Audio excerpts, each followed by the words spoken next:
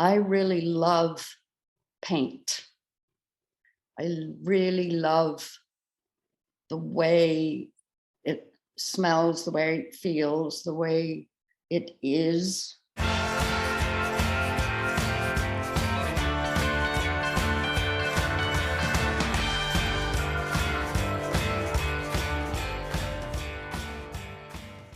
Hi, everybody. Happy holidays to all you listeners, and welcome back to Beyond the Palette. I'm your host, Whitney Rosenson, owner of Art Dimensions, and I am so thrilled to welcome painter Anne Thornycroft to the show today. I'm so excited for you all to get to know her. Hi, Anne. Hi. Welcome to Beyond the Palette. How are you? I'm fine. Thank you very much. Well, thank you for recording with me today. I know you're busy. I really appreciate your time. You're quite welcome. All right, let's dive in. What inspires you to paint? The last painting. My work has become, as I get older, so vital to my well-being and to my feeling of vitality and youth, which, Very important. It's so important. And in the pandemic, I had this ritual that I did. I would, like a year ago when I moved into my new studio here, in the early mornings, I walked on the beach and, because there wasn't much to do for me, because I was trying to be really careful, and the beach started getting really crowded because everybody had this idea. But so I'd go really early, and the ocean, the light, the sky, everything about it just inspired me so much and calmed me in that time of anxiety. I know we haven't left it, but it was really extreme. So it took me back to when I first came to Venice, California, which was in 1972, from New York. I'd been living there, and I met Laddie Dill, and we moved into a building on the boardwalk. And so I was very aware of something that I hadn't had in my life, which was the horizon line, the beach, open spaces, and then learning how to build a studio, how to become obsessed with all those guys were, and girls. I mean, we call everyone guys now, but. And when you say the guys and girls, do you mean of the light and space movement, or? No, just the people who were living in Venice. Like there was Alan McCollum, there was Chris Burden, there was Laddie, Chuck, Woodle. We were all like almost next to each other. Brian Hunt was part of in our building. He moved to New York. Alan moved to New York. But there was such an open kind of freedom about going from one studio to another. And I worked for a couple of those people in, helping them with their art. I learned a lot. I mean, in London, where I'd studied, the other artists were completely different than American artists. They were very private, closed off. You would never go to someone's studio unless you were like a close friend. And there's something so freeing about the United States in that you're not tethered to what you ought to be doing, which was how my upbringing was. Like you had to study, you hopefully were going to teach, you're going to follow the rules.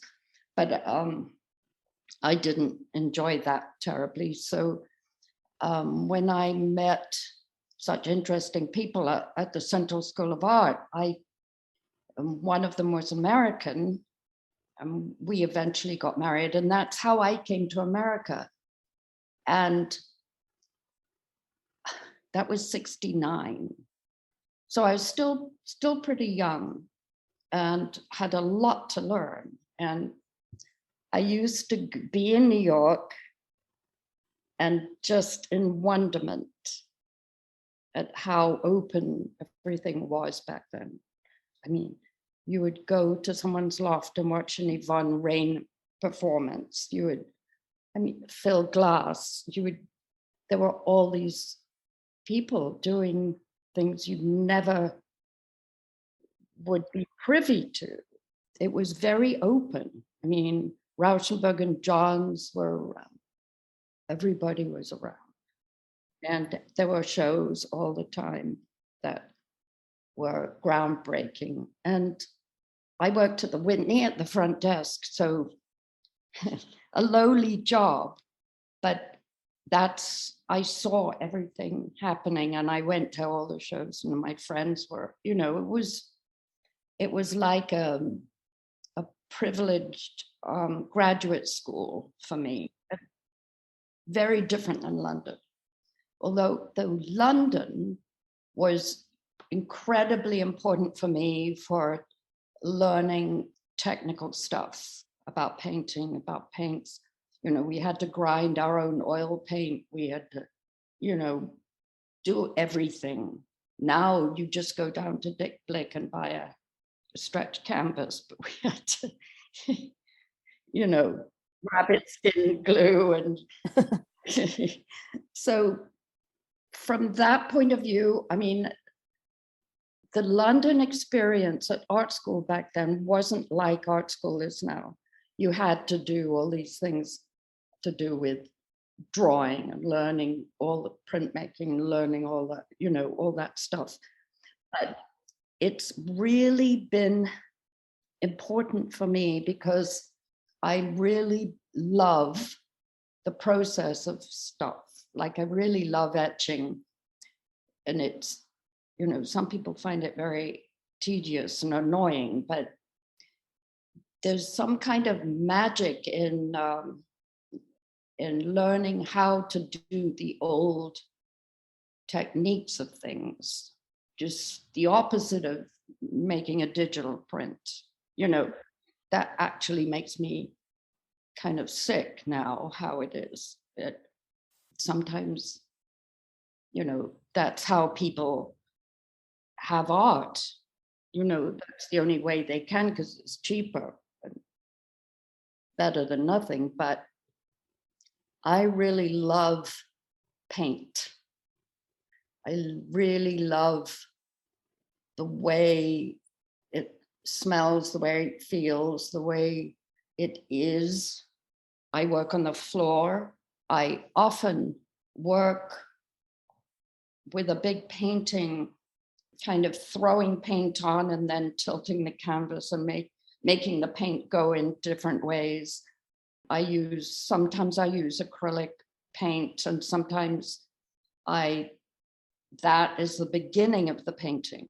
But then I can come into it with oil paint and make a very interesting contrast of textures, because the acrylic paint does these amazing things when it's really thinned down. And oil paint also does, but they're different. So I can do that in the same painting as long as I do all the water-based paint first and then the oil base on top.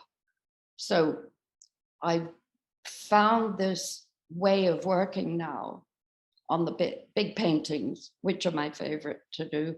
I'm very free, and then I'll come back and without brushes, very free, like pouring or rolling or whatever, spraying.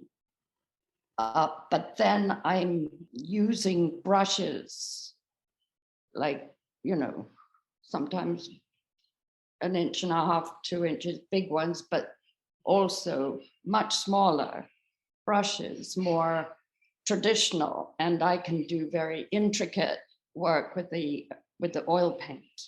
And I just want to mention to everybody, I'm going to put on my blog some images of Anne in her studio, and you can see her work on the Art Dimensions website and also on her site, which is annthornycroft.com.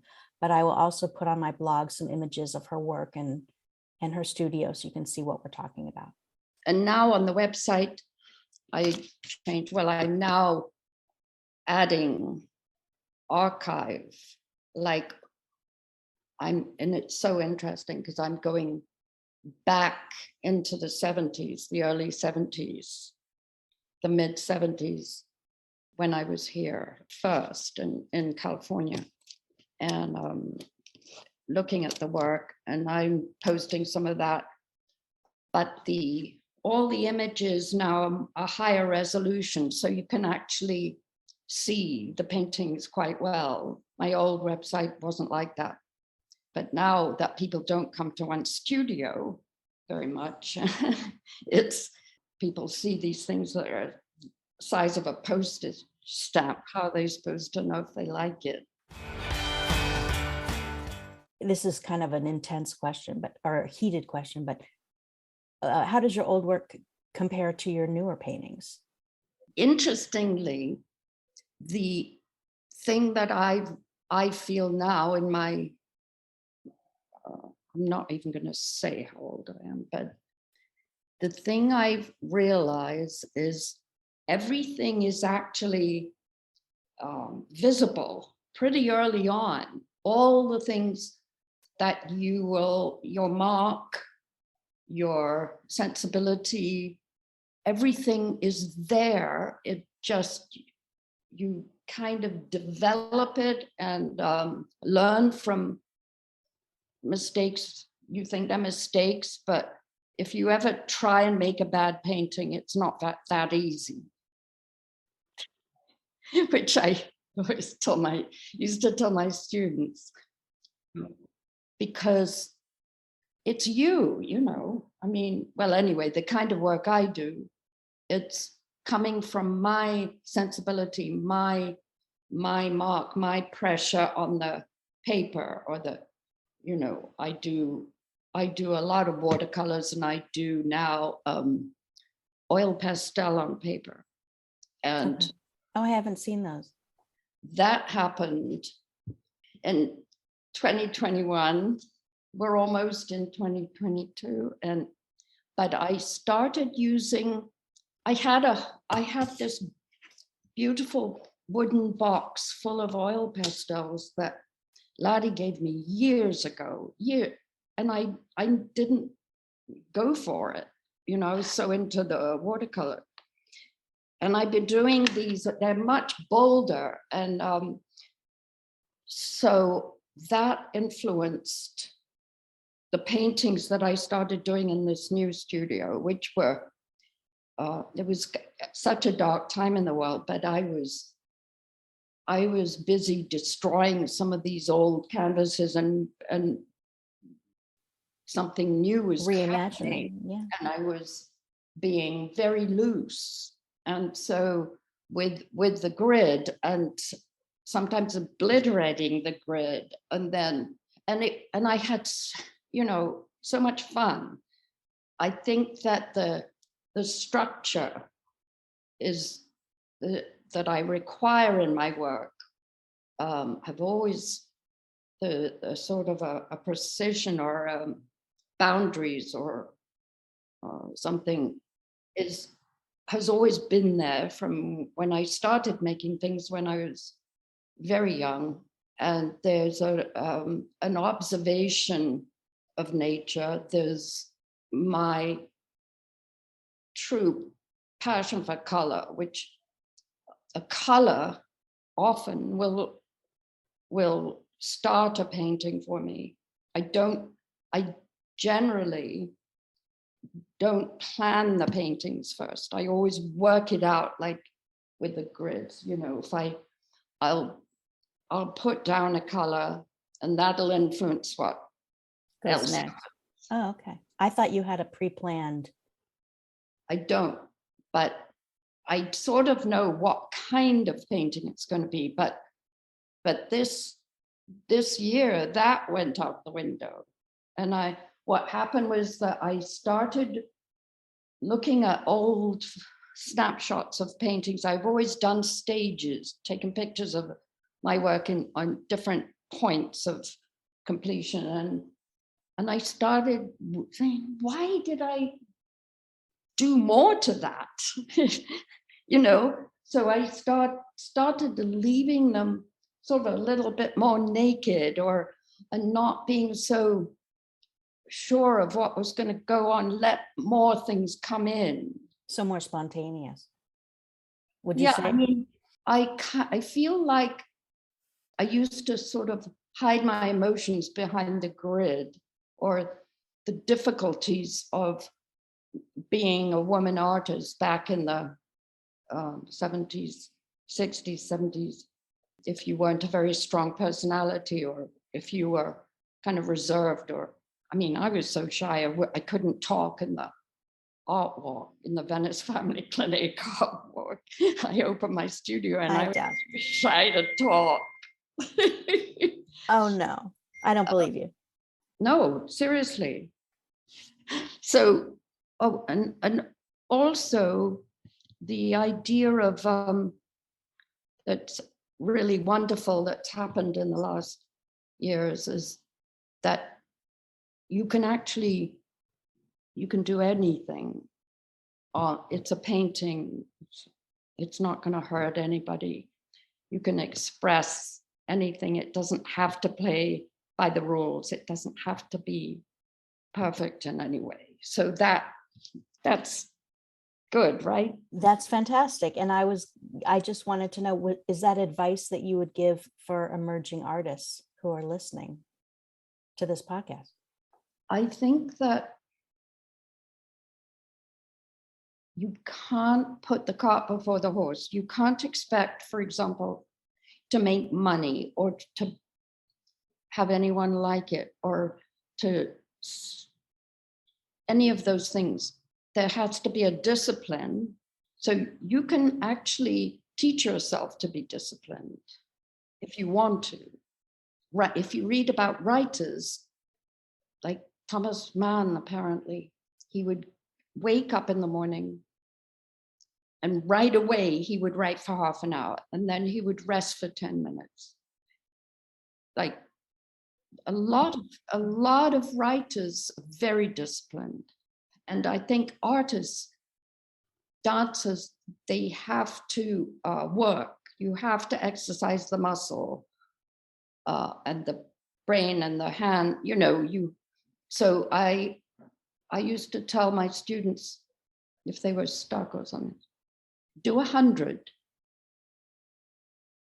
See if you can do, like, you just started, and then you right away you've got, I'm going to do 100. Okay, let's let them flow. They don't have to be, you have to do it for you. That's great advice. Yeah. Wonderful. I have another question. Do you think creativity is something you're born with or something you're taught? I think it can be encouraged. And clearly, speaking for myself, I didn't have any creativity with math. I was just terrible. I was so bad at math, they let me drop it at high school.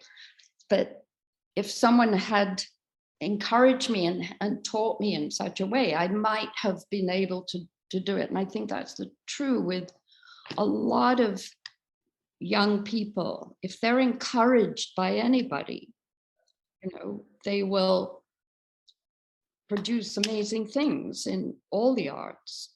Beautifully said. Did you always want to be a painter? Yeah, I came from a family that, when my parents weren't professional artists, but other people in the family were, and that was not helpful to me as a young person, because I felt like I could never be as good as them. and that somehow it was an impossible thing because they were so revered. And I loved making art. I made so much art from when I was very young, and I have some of it still. And there's something so wonderful about a piece of an image because it takes you right back to that time. And that's why I do little watercolors when I go on trips and stuff. To remind yourself for when the years Yeah, pass and you look can at them and I can remember that, whatever it was, even if it's abstract, which it often is. Well, let's talk a little bit about the different series that you have. Will you go ahead and tell our listeners I know you've got the grids. Yeah. In New York, I was very influenced in two completely different directions. Basically, the color field, Helen Frankenthaler, Ken Nolan, Litsky, and then Silhouette, Agnes Martin. I never thought of Agnes Martin really as being that different because she had such a poetic sensibility, but that different from the more lyrical paintings. I found her paintings very lyrical. But I had those two things going on. And it's very clear when I'm looking at my older watercolors because I would make a lot of these large watercolors. Some years I made 130 or something. And I would work through a thing where they were very loose, very gestural.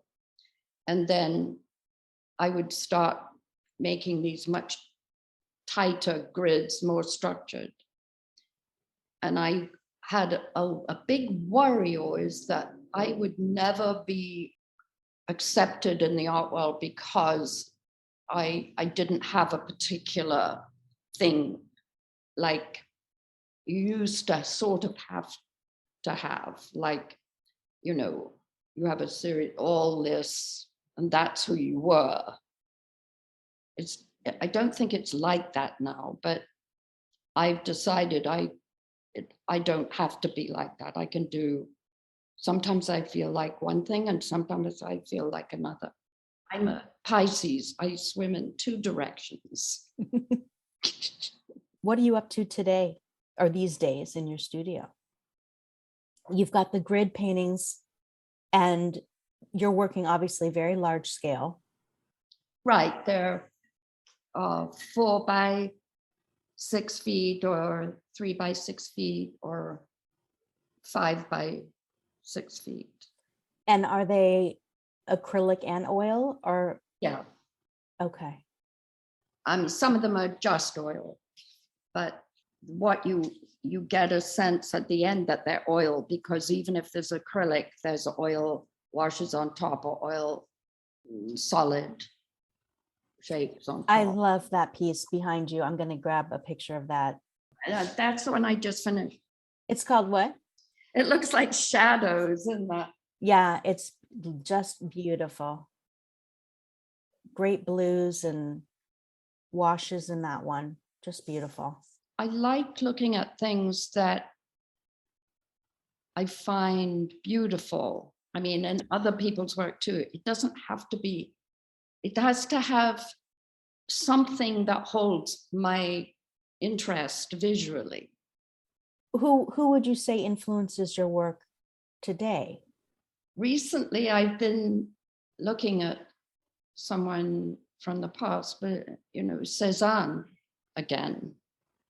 I didn't see the show in New York, but I got the catalog. There was a Cézanne watercolor show that was supposed to be wonderful, but I learned so much from his work when I was first teaching myself to do watercolor, because you don't learn that in art school. they don't teach it. It's part of the drawing repertoire. You know, they call watercolors drawings very often, Oh, okay. I but didn't know that. they are actually paintings. Yeah, interesting. But because their work's on paper, they're not considered as important as work on canvas. So Cézanne, always Matisse, Picasso. I mean, the three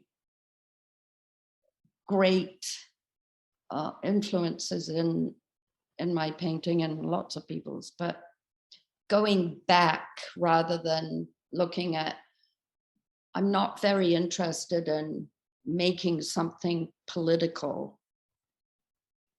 There's plenty of artists who do that. My political thing is that I'm a woman and I'm just as good as the men at painting. Amen. Do you have a message or philosophy behind your images, or would that be it? Look around you. The message would be look at nature, look around you. Look in people's eyes, look at the trees, look at the animals. Be an observer. Be an observer and get turned on by it. You know, I mean, so you appreciate every time you go for a walk, something will make your heart bigger or something. Beautiful. I love that. Describe your aesthetic in 3 words. Juxtapose, superimpose, rhythm. Do you want to talk a little bit about that, those 3? Or choose one?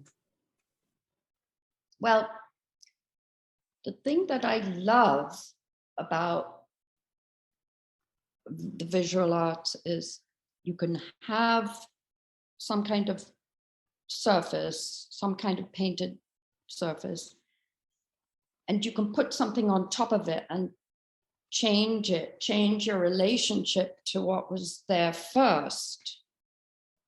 So it's like memory or something where you've got these memories and new ones are coming in and superimposing themselves on. And time, there's a thing about time too in painting. I mean, people don't have a lot of time to stare in front at the painting for a long time. They'd much rather look at a movie or something. But there's something wonderful about the slowness of painting, and they force you to try and figure out what's going on and to be quiet yourself. Anne, I want to thank you. You're quite welcome. I really want to thank you for chatting with me. You welcomed us all into your creative world, and it was wonderful. Thank you. For my listeners, I highly recommend you check out annethornycroft.com to see more of her images.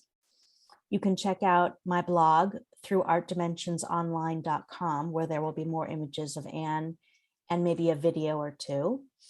And on the Art Dimensions website, on the homepage, you can click the right-hand side where it says artists and scroll down to Anne's name and then click on the thumbnail, and this will take you to her page. And please also toss me some stars on Apple Podcasts if you are so inclined, and rate and review this podcast. That's what helps us expand our reach. Is there anything you would like to say before we close? Well, I just have to say that I've been involved with Art Dimensions for so long. You have.